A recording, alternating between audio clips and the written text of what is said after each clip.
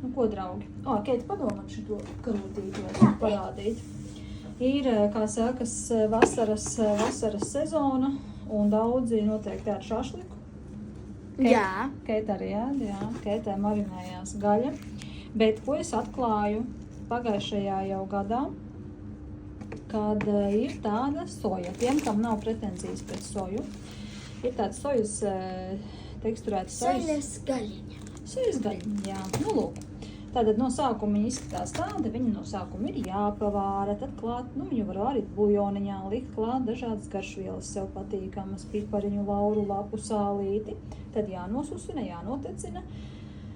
Pēc tam sanāk šāda te skaista sojas gaļiņa. Sojas gaļiņa, jā. Jā. Un tad jau var likt, pieņemsim, manā gadījumā šoreiz būs sīpoliņš, petersīlīši, citrons, sinepītes, jā, nedaudz ābolu etiķītes, un es vēl likšu, šodien bija dabas stacijā, un tāds jogurtiņš, jā, vegāniskais.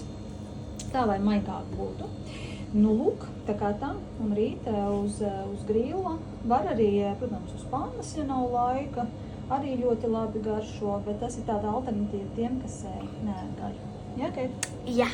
Jā, tieši. Smukāk man vieglāk. Smukāk, vieglāk, jā.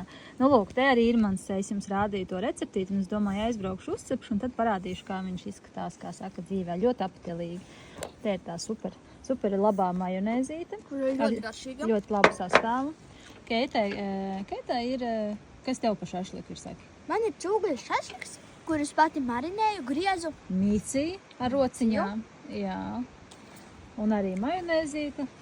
Zero sugar mums ir kečupiņš. Ja? Lociņš, redīsiņš. Jā, gurķīts parastais arī. Un burvīgs skatiņš. Smuks tāds.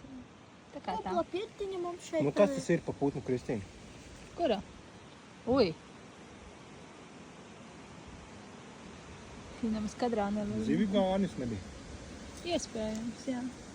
Labi.